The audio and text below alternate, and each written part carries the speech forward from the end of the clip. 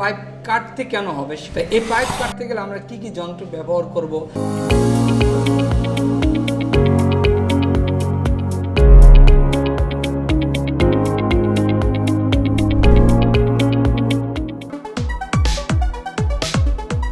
Hello, আসসালামু আলাইকুম। আশা করি সবাই ভালো আছেন। আমি মোহাম্মদ ইমাম হোসেন।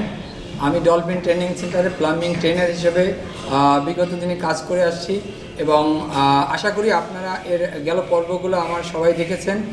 আজকে আপনাদের সাথে আমি যে পর্ব নিয়ে আলোচনা করব সেটা হলো প্লাম্বিংয়ে পাইপ কিভাবে কাটতে হয় বা কী দ্বারা পাইপ কাটতে হবে, অর্থাৎ পাইপ কাটা সম্পর্কে। আর পাইপ কাটতে কেন হবে সেটা সম্পর্কে একটু আগে জানি।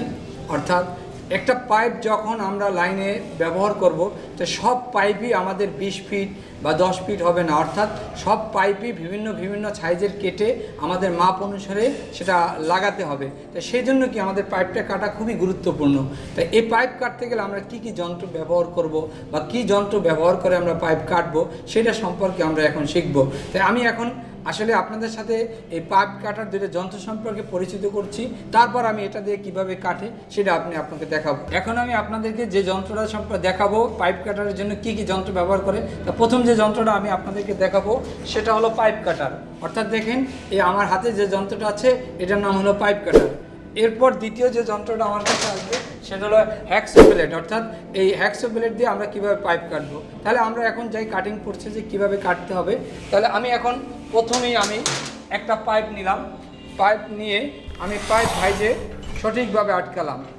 এখন আমার এখানে দেখতে হবে যে আসলে আমার কতটুকু কাটার প্রয়োজন, অর্থাৎ কতটুকু কাটার প্রয়োজন। আমার যতটুকু কাটার প্রয়োজন থাকবে ততটুকু আমি এখান থেকে মার্কিং করে নেব। ধরেন যে এখানে একটা মার্ক করে নিলাম যে আমার এইটুকু কাটার দরকার। এখন আমি এই মার্কিং বরাবরে আমি কি করব, পাইপ কাটারটা সেট করব। এই পাইপ কাটারে দেখেন আপনার এখানে একটা হুইল আছে, এইখানে একটা কাটার আছে, অর্থাৎ এই হুইল এবং কাটারটা পাইপের ভিতরে সুন্দরভাবে সেট করতে হবে। যেমন আমি দেখেন আস্তে আস্তে করে আমি এই পাইপ কাটারটা এখানে ঢুকালাম, ঢুকাবার পরে দেখা যায় যে এটা আমি সেট করতেছি। একটু দেখেন ক্লিয়ারভাবে এই আস্তে আস্তে করে আমি আবার এটাকে টাইট দিতেছি। টাইট দেওয়ার পরে এখন আমি দেখতেছি দাগ বরাবর পড়ছে কিনা। হ্যাঁ, দাগ বরাবর পড়েছে। এখন আমি একটু সঠিকভাবে টাইট দিলাম। টাইট দিয়ে আমি এইটাকে সামনের দিকে নিলাম, নেওয়ার পরে বাম হাত দিয়ে আবার ঘুরিয়ে নিয়ে আসলাম, আবার কেটে টাইট দিলাম, দেওয়ার পরে আবার নিয়ে গেলাম। এখন আবার বাম হাত দিয়ে আমি এভাবে নিয়ে আসতেছি। এভাবে অনেকবার আমি আস্তে আস্তে করতেছি, আপনারা দেখেন কিভাবে কাটতে হয়।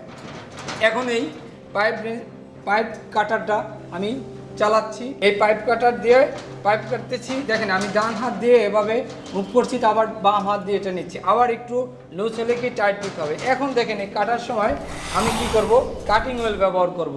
এখন কেন কাটিং হুইল ব্যবহার করব সেটা সম্পর্কে আপনাদের বলবো।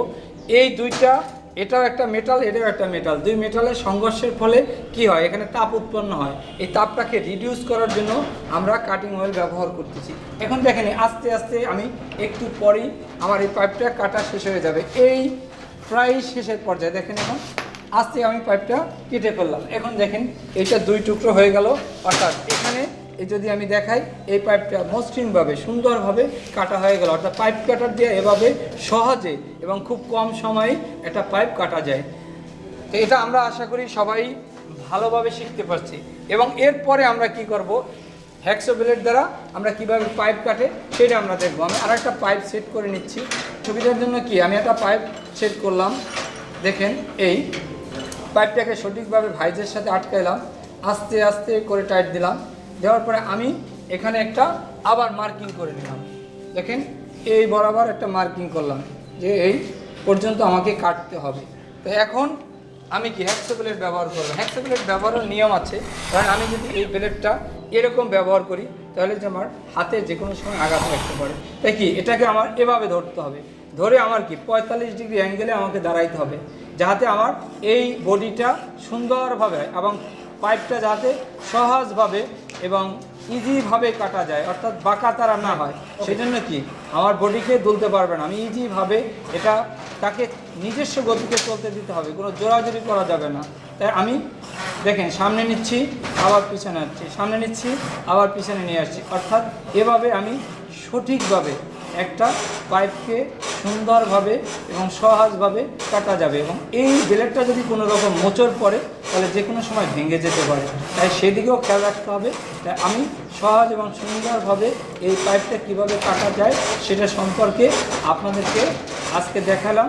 অর্থাৎ অবশ্যই আপনারা সবাই এ সম্পর্কে অবগত হয়েছেন এবং আশা করি ভালোভাবে এটা শিখেছেন।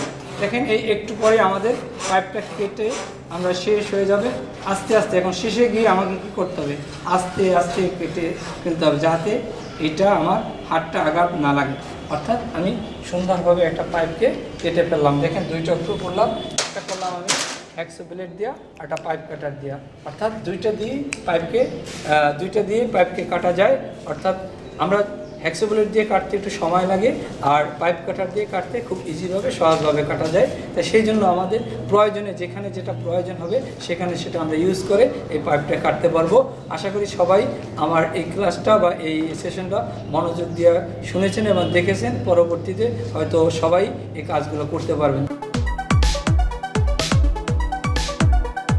আমি এখন আপনাদেরকে একটা সাফল্য বা গল্পের কথা শোনাবো। এটা কি এই প্লাম্বিং সম্পর্কেই, যে এই স্টুডেন্ট একসময় আমার কাছে এসেছিলো, সে জেনারেল এডুকেশনে খুব ভালো শিক্ষিত, বলতে গেলে মাস্টার্স কমপ্লিট, কিন্তু এসে আমাকে বলে যে স্যার আমি তো মাস্টার্স করে বেকার আছি, আমি কোনো কাজ বাজ কিছু করতে পারতেছি না। তখন আমি ওনাকে বললাম যে তুমি আমার সাথে আসো, দেখি কি করা যায়। তখন আমি তাকে নিয়ে আসলাম আমার প্লাম্বিং ট্রেডে, এই ডলফিন ট্রেনিং সেন্টারে। এসে আমি তাকে বললাম যে তুমি এই কাজটা করো, তোমার ফিউচার ভালো হবে। তখন উনি আমার কথা শুনলো, শোনার পরে কাজটা শিখলো। শেখার পরে উনি এখন সিঙ্গাপুরে আসে। কিছুদিন আগে আমাকে ফোন দিয়েছে, যে বলছে স্যার আপনার এই কাজটা শিখে আমি এখন অনেক ভালো অবস্থায় আছি এবং ভালো কাজ করতে পারতেছি। তো এই জন্য স্যার আপনাকে অনেক দোয়া। এবং সেই কারণেই আমি আপনাদেরকে বলবো, এই উৎসাহ এবং এই উদ্দীপনা যদি আপনাদের থাকে তাহলে পরবর্তীতে আপনারাও সিঙ্গাপুরের মতো আরও ভালো ভালো কান্ট্রিতে যাওয়ার সুযোগ পাবেন। প্লাম্বিং সম্পর্কে জানতে এবং শিখতে আমাদের সাথে থাকুন। এই চ্যানেলটি সাবস্ক্রাইব করুন এবং ভিডিওটি বেশি বেশি শেয়ার করে অন্যকে দেখার সুযোগ করে দিন। ধন্যবাদ সবাইকে। পরবর্তী ভিডিওটি দেখার জন্য আমাদের সাথেই থাকুন।